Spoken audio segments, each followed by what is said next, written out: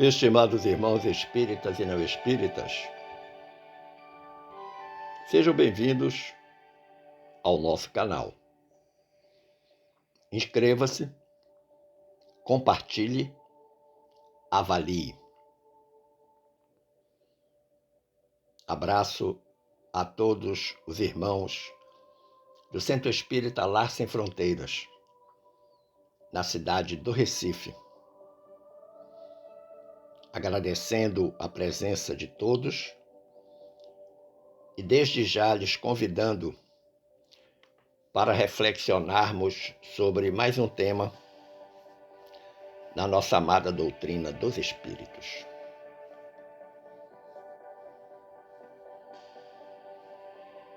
Manda-lhes dizer a benfeitora Glorinha: a existência da família atende a dois princípios fundamentais. Um de natureza sociológica, pois o homem é um ser gregário. Outro de natureza espiritual, considerando que ela, a família, é o grande laboratório dos ajustes e reajustes espirituais. Tendo a liberdade de escolher o tema, por uma gentileza da casa, proponho-lhes reflexionarmos sobre os desafios espirituais da convivência familiar. Exatamente isso. Desafios espirituais da convivência familiar. Como de praxe, buscamos uma base evangélica e a encontramos na carta de Paulo, na primeira carta de Paulo a Timóteo, capítulo 5, versículo 4, em que Paulo assim se expressou: aprendam primeiro a exercer a piedade com a sua própria família e a recompensar seus pais, porque isto é bom e agradável diante de Deus. A base doutrinária para compormos a reflexão veio do Livro dos Espíritos, questões 213 a 206 e questão 774.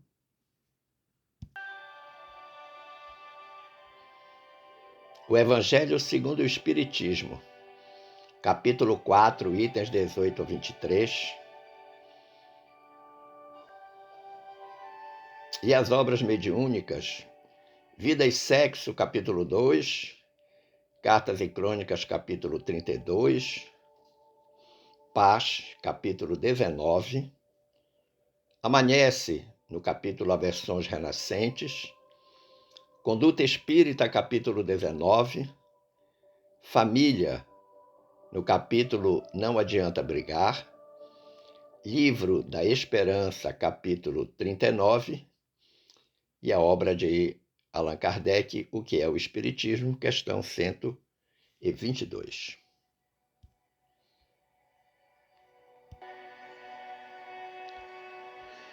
Nosso ponto de partida é uma afirmação do benfeitor Emmanuel, que está na página 19 da obra Vida e Sexo. O que diz Emmanuel? Arraigada nas vidas passadas de todos aqueles que a compõem, a família terrestre é formada, assim, de agentes diversos, porquanto nela se reencontram comumente afetos e desafetos, amigos e inimigos, para os ajustes e reajustes indispensáveis ante as leis do destino. Vamos comentar essa parte inicial da fala do Emmanuel. Então, a família é um grande laboratório.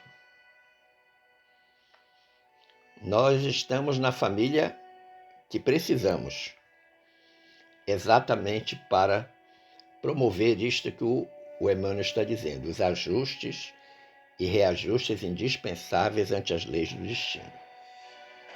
Mas ele diz ainda, apesar disso, importa reconhecer que o clã familiar evolve, progride incessantemente para mais amplos conceitos de vivência coletiva, sob os ditames do aperfeiçoamento geral, conquanto se erija sempre em educandário valioso da alma. Então a gente observa que nessa segunda parte da fala de Emmanuel, ele classifica a família como educandário valioso da alma. Exatamente porque este reencontro dos afetos e desafetos, dos amigos e dos inimigos, buscando esses reajustes, vão educar a alma, vão deixar a alma cada vez mais valorizada, com um progresso mais acentuado. E aí ele finaliza dizendo, temos dessa forma, no Instituto Doméstico, uma organização de origem divina, em cujo seio encontramos os instrumentos necessários ao nosso próprio aprimoramento para a edificação do mundo melhor. Olha que interessante. Essa origem divina da família é algo que nós devemos refletir com muito cuidado. Porque este espaço de crescimento e de progresso que representa o reduto familiar, sem dúvida alguma, vem com uma bênção. Vem como uma bênção de Deus para as suas criaturas, no sentido de favorecer o crescimento delas, das criaturas.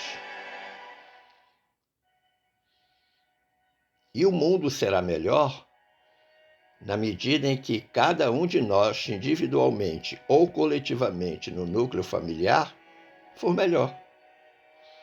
Ora, o que é a sociedade senão o agrupamento das famílias? Eu creio que é por esse motivo que Paulo de Tarso enfatiza na primeira carta dele a Timóteo, capítulo 5, versículo 8, Paulo diz, se alguém não cuida dos seus, e sobretudo dos da própria casa, renegou a fé, e é pior do que o incrédulo. Ele faz uma advertência poderosa, inclusive trazendo um ponto de comparação entre aquele que não cuida bem dos seus com aquele que é incrédulo, aquele que nada crê. Ora, nesse contexto, nós podemos então nos lembrar da questão 774 de O Livro dos Espíritos, em que está dito: os laços sociais são necessários ao progresso e os de família tornam mais apertados os laços sociais. Eis porque os laços de família são uma lei da natureza. Quis Deus, dessa forma, que os homens aprendessem a amar-se como irmãos. A família corporal é diferente da família espiritual. Nós já sabemos disso. Mas na família corporal convergem os espíritos que precisam ajustar-se e reajustar-se perante si mesmo.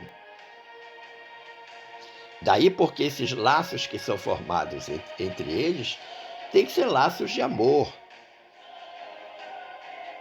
e que serão construídos pelo entendimento, pela resignação, pelo perdão mútuo, pelo esforço de colaborar e de ajudar cada um ao próximo, ao seu familiar próximo. E como está escrito lá na questão 774, para que os homens aprendam a amar-se como irmãos. Agora, a vida em família é um desafio? Eu diria que é um grande desafio. E a gente confirma isso quando lê o capítulo 32 da obra Cartas e Crônicas, de Humberto de Campos, o irmão X, pela mediunidade de Chico Xavier. Esse capítulo 32 intitula-se No Reino Doméstico. E Humberto de Campos faz uma observação extremamente pertinente e importante. Ele diz: habitualmente renascem juntos, sob os elos da consanguinidade, aqueles que ainda não acertaram as rodas do entendimento no carro da evolução, a fim de trabalharem com o abençoado buril da dificuldade sobre as arestas que lhes impedem a harmonia. Olha que interessante. Então estão reunidos na família todos aqueles que precisam acertar-se, que precisam burilar todas as dificuldades que ainda estão impedindo a harmonia entre eles. Dificuldades essas que às vezes remontam vidas anteriores, vidas passadas. Mas o irmão X continua dizendo: jungidos à máquina das convenções respeitáveis, no instituto familiar, caminham, lado a lado, sob os aguilhões da responsabilidade e da tradição, só vendo o remédio amargoso da convivência compulsória para sanarem velhas feridas e manifestas. Olha que interessante. Então, cada um de nós está na família que está. Para muitos é uma convivência dolorosa, é um remédio amargo, mas esta convivência, ela é compulsória, ou seja, ela é necessária, ela é obrigada a acontecer. Porque nós vamos resolver velhos problemas, como ele diz, velhas feridas imanifestas. Significa que a gente nem sabe que elas existem, porque nós não nos lembramos. O véu do esquecimento não nos permite isso. Você imagina, por exemplo, que um esposo e uma esposa têm lá um débito de uma vida passada que agora foram colocados novamente juntos, esses espíritos, para poderem reajustar-se. Eles não sabem o que fizeram. O véu do esquecimento garante isso. Então é preciso que, não por um passe de mágica, mas por uma ação de inteligência, eles percebam que as dificuldades que eles encontram podem ter raízes nesta existência, como podem ter raízes em existências passadas. E seja qual for a origem, o que eles têm que fazer é progredir pelo perdão, pelo entendimento, pela parceria, pelo amor. Pelo menos é o que nos diz o irmão X, lá no capítulo 32, no Reino Doméstico, da obra Cartas e Crônicas. Mas examinando uma outra obra mediúnica, do Emmanuel com Chico Xavier, o nome da obra é Paz. E o capítulo 19, intitulado Aflitos no Reino Doméstico, a sua leitura permitiu que nós identificássemos, por citação do Emmanuel, as causas mais frequentes das aflições no lar. Que causas seriam essas? A requisição cada vez mais intensa da mulher para o serviço profissional fora de casa é algo que nós vimos acontecer desde o século passado. A mulher antigamente era feita para as prendas do lar. O marido era o provedor, era quem saía de casa para trabalhar e a mulher ficava na tarefa doméstica. mas com a possibilidade do acesso ao ensino superior, com seu desejo natural de crescimento e emancipação, a mulher saiu de casa e foi buscar o seu espaço no mercado de trabalho. E muitas vezes, marido e mulher trabalham fora, e com quem ficam os filhos? Se não tiver uma cunhada, se não tiver uma sogra, um sogro para cuidar, muitas vezes com as babás, com as cuidadoras.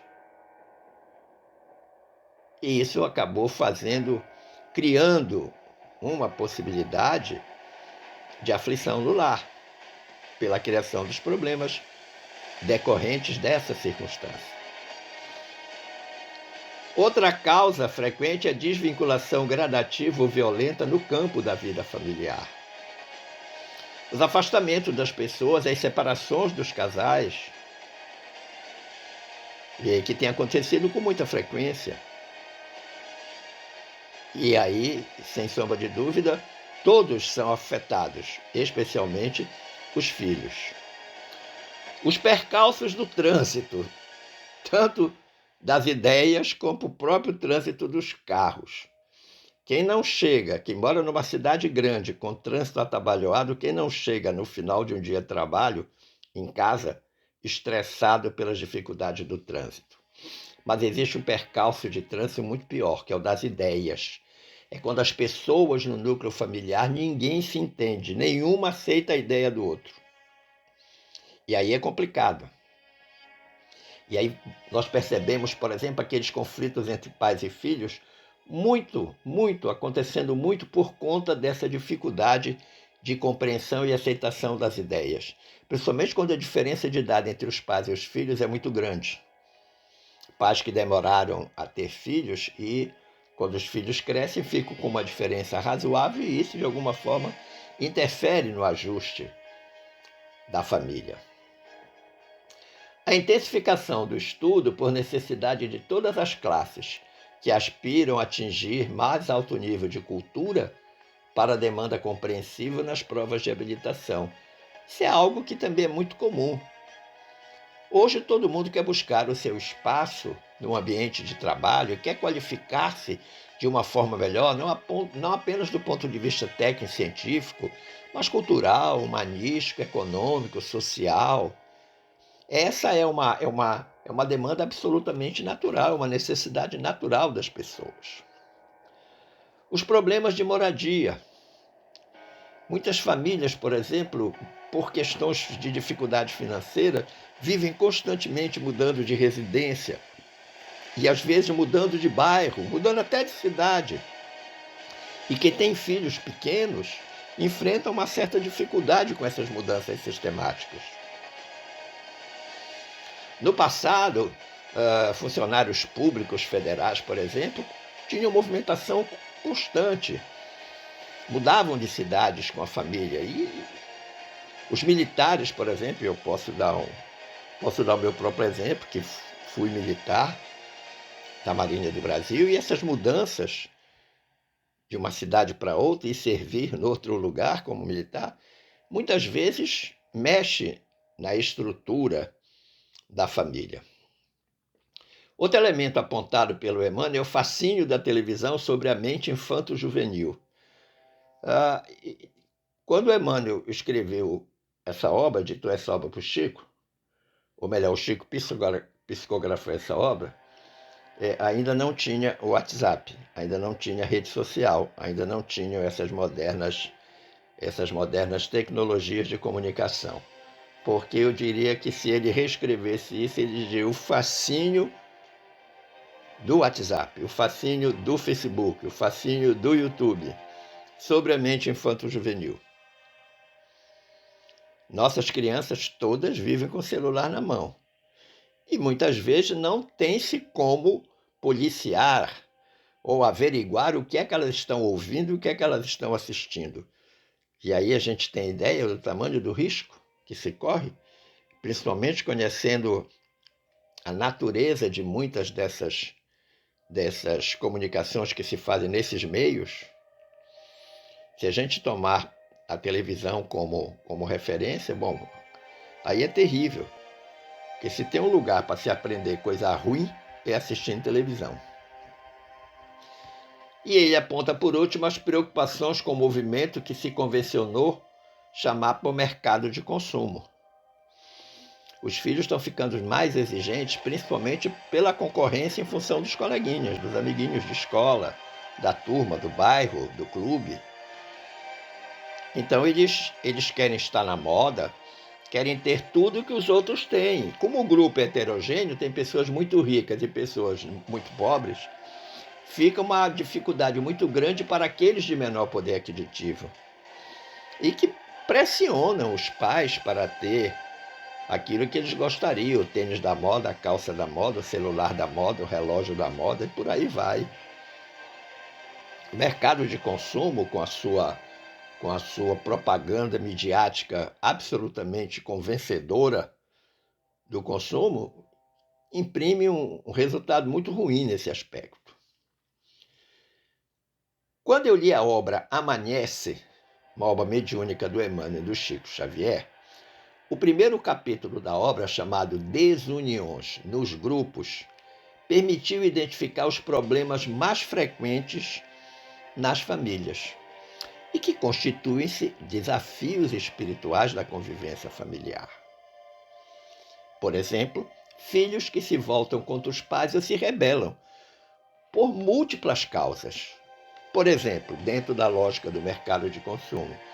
Eu gostaria que você comprasse isso para mim. Mas eu não posso, porque agora eu estou apertado, o dinheiro não dá, vamos esperar, mês que vem, daqui a 2 meses. E o filho se aborrece, se revolta, briga. Você nunca ouviu falar de filhos que dizem: eu não sei porque eu nasci nessa família? E tem uns que dizem assim: eu não pedi para nascer. Uma vez uma pessoa ligou para mim, muito triste, chorando, porque o filho havia dito isso para ela. Seu Nelson, eu vi, meu filho me disse hoje eu não pedi para nascer. Eu disse, ele tem razão, ele não pediu não. Como, seu Nelson? Não, ele não pediu, ele implorou lá no plano espiritual, porque ele veio exatamente para poder reajustar-se perante a lei divina. E a senhora, na qualidade de mãe, foi o canal que Deus encontrou para trazer este espírito de volta ao mundo, para que ele pudesse ter luz e progresso espiritual. Outro problema muito frequente, irmãos que combatem os próprios irmãos. Não, principalmente nas famílias que têm muitos filhos, né? Tem sempre um que se acha mais mal amado. A mãe gosta mais de um ou de dois e menos de 3 ou 4. Esses são queridinhos do papai e esses são queridinhos da mamãe. Coisas que acontecem muitas vezes em função da própria cabecinha do filho, do jeito que ele vê a vida, do espírito que está encarnado naquele corpo, como também, muitas vezes, os próprios pais favorecem estas percepções, achar que gosta mais de um que de outro. Cônjuges que se afirmam uns contra os outros, principalmente em função do aspecto do trabalho, da atividade profissional de cada um. Parentes que não suportam os companheiros de consanguinidade. Você já deve ter ouvido falar, né? De alguém que não suporta aquela cunhada, aquele concunhado, ou a sogra, ou o primo, ou o tio. Eu não vou na casa dele nunca, espero que ele nunca venha na minha, e por aí vai. Disputas econômicas, intelectuais e de poder. Existe isso dentro das famílias? Sim, principalmente nas famílias numerosas. Exploração financeira em nome do amor. Como os filhos fazem isso. Mamãe, você me ama? Claro, meu filho, você sabe que eu te amo. Então me dá dinheiro para eu comprar aquele tênis que custa R$400, por favor. Em nome do amor. Em nome do amor. Exploração financeira. Rejeição inexplicada de uns pelos outros. Inexplicada entre aspas. Nós sabemos, enquanto espíritas, por que está havendo essa rejeição. Mas para quem não é espírita, como é que vai resolver isso? Mas mesmo sendo espírita, quando se percebe uma rejeição entre pessoas da mesma família, o que é que nós temos feito? E outro problema que é muito comum de acontecer é a atenção exagerada a uns gerando ciúmes em outros. É isso que faz um filho dizer que mamãe gosta mais de fulano ou de fulana e papai gosta mais de Beltrano ou de Beltrana, que é a atenção exagerada. Porque se nós observarmos com serenidade, com transparência e, acima de tudo, imbuídos do espírito da verdade, de ter a verdade como uma grande companheira, a gente sabe que um pai, uma mãe, muitas vezes, na grande maioria, na maioria absoluta das vezes, acaba dando mais atenção a um filho e menos atenção a outro. Ah, Nelson, mas isso é normal. Aquele que precisa mais, nós temos que atender mais, mas tem que saber como vai atender, porque não pode gerar ciúme no outro. Qual seria, então, o grande objetivo de nós refletirmos sobre os desafios espirituais da convivência espiritual? Como é que nós vamos superar estes desafios? Vá lá no capítulo 25 da obra Calma, Emmanuel e Chico Xavier. O título do capítulo, Ligações Familiares. O Emmanuel diz assim: quanto possível, esforça-te, mas esforça-te de verdade para viver em harmonia com os parentes que te pareçam menos afinados com os teus pontos de vista. Olha que interessante. Frasezinha curta, mas de uma super objetividade. Primeiro porque ele diz esforça-te, mas esforça-te de verdade. Não é aquele esforço mais ou menos. E o objetivo de todo esse esforço é a harmonia que deve ser buscada para conviver com os parentes. Mas ele diz qual é o tipo de parente para quem a gente deve dedicar esse esforço. Aqueles que estão menos afinados com o nosso ponto de vista. O que é normalmente que a gente faz? Aqueles que têm um ponto de vista diferente do nosso, a gente se afasta. Não se esforça, não faz nenhum esforço para conviver bem. E é isso que o Emmanuel está chamando a atenção e que deve ser o grande objetivo de todos nós na superação dos desafios espirituais da convivência familiar. Como todos nós gostamos de lições práticas, nós as encontramos no livro Alvorada do Reino, capítulo 13. O título do capítulo 13 é Piedade em Casa. São 15, mas nós selecionamos, por questão de tempo, 9 lições práticas. Primeira, não aguardes as ocorrências da dor para desabotoares a flor da piedade no coração. Piedade sempre. Não precisa que haja uma grande situação de dor na família para que você seja generoso, piedoso. Ser afável com os teus. Ser gentil em casa. Ser generoso onde estiveres. Olha aí. Amabilidade, gentileza e generosidade. Sempre. E ele diz, ser afável, ser amável com os teus. Tanto quanto somos com os de fora. Há um ditado que diz que muitas pessoas gostariam em casa de ser tratadas como o pai e a mãe tratam os amigos de fora. Dizendo que os de fora acabam sendo melhor tratados do que os de dentro. No lar, diz o Emmanuel, encontrarás múltiplas ocasiões cada dia para o cultivo da celeste virtude, das virtudes crísticas, das virtudes ensinadas por Jesus, da paciência, da resignação, da bondade, da caridade, da tolerância, do perdão, da calma, da sabedoria, e por aí vai. Segue o Emmanuel. Tolera com calma silenciosa a cólera daqueles que vivem sob o teto que te agasalha. Normalmente, quando alguém se encoleriza, a gente imediatamente deve estar num processo de oração. Oração para nós suportarmos a cólera do outro. Oração para o outro não se encolerizar tanto, para que os bons espíritos retirem dele aquela inflamação psíquica que está fazendo ele agir de forma colérica. Não pronuncies frases de acusação contra o parente que se ausentou por algumas horas. Isso é muito comum. Na hora que eu mais precisava de você, você sumiu, desapareceu. Onde é que você estava? Você é o irresponsável, você não pensa na família, você só quer saber dos seus interesses. E às vezes a pessoa saiu por um motivo justo e necessário. Não te irrites contra o irmão enganado pela vaidade ou pelo orgulho, que se transviou nos vastos despenhadeiros da ilusão. Nós temos dentro de casa exatamente pessoas com esse comportamento vaidoso, comportamento orgulhoso. Pessoas que ainda estão iludidas com o sentido da vida. E a gente não pode irritar-se com eles.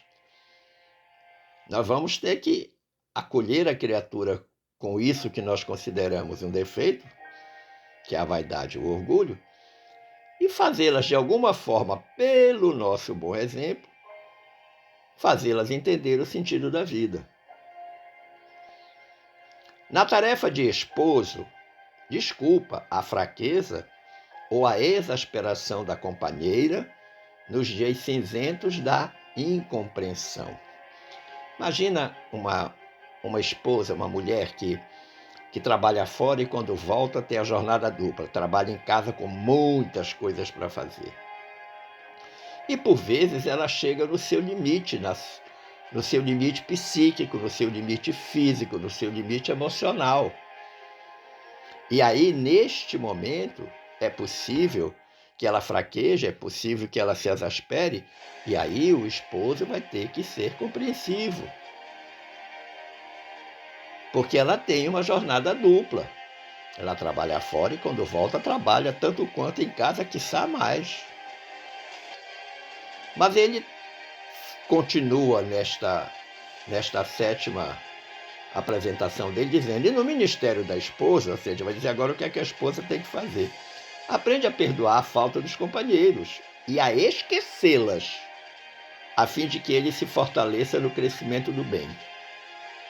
O que mais me chamou a atenção nessa segunda parte é a palavra, o verbo esquecê-las. Sim, porque se tem alguma coisa que é muito comum entre os casais, é o tal de abrir o baú do passado. Mas você se lembra naquele dia, naquele ano, e as mulheres conseguem cravar até os minutos que o problema aconteceu. E descreve detalhes do lugar e do que estava acontecendo. Não adianta revolver o passado. Passado, passou. Não tem por que mais voltar à pauta do dia. E finalmente o Emmanuel diz, se és pai ou mãe, compadece-te de teus filhos quando estejam dominados pela indisciplina ou pela cegueira. Se és filho ou filha, ajuda aos pais quando sofram nos excessos de rigorismo ou na intemperança mental. Olha que interessante. Conselho para os pais em relação aos filhos, conselho para os filhos em relação aos pais. Conclusivamente, meus amigos, mais uma vez, o nosso querido Emmanuel traz uma brilhante colaboração no capítulo 39 do Livro da Esperança. O título desse capítulo é Familiares. E eu tirei parte do texto desse capítulo a título de conclusão. Diz o Emmanuel, a pretexto de auxiliar a humanidade, não fujas do cadinho fervente de lutas em que a vida te colocou sob o telhado em que respiras. Onde foi que a vida te colocou? Qual é o telhado que você respira? A sua casa, a sua família.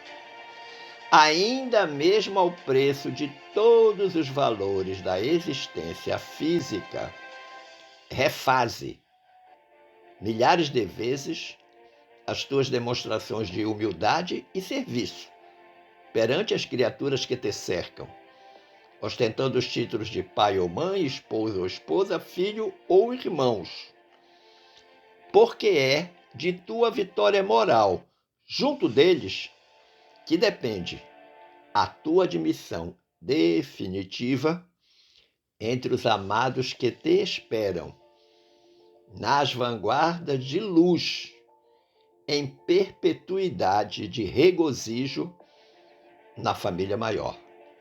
Família maior esta, a família espiritual. Olha que interessante. Vai depender de como nós, na qualidade de pai, de mãe, de filho, de filha, de avô, de avó, de como nós nos comportarmos perante os desafios espirituais dessa convivência familiar, vai depender desse comportamento a nossa admissão definitiva naquilo que o Emmanuel está chamando de vanguardas de luz, junto àqueles que nos precederam, em que nós retornaremos à grande família, que é a família espiritual. Meus amigos, esta reflexão está disponível no YouTube e, pelo carinho da atenção e pelas boas vibrações dispensadas por todos, eu agradeço, transmitindo-lhes um forte abraço.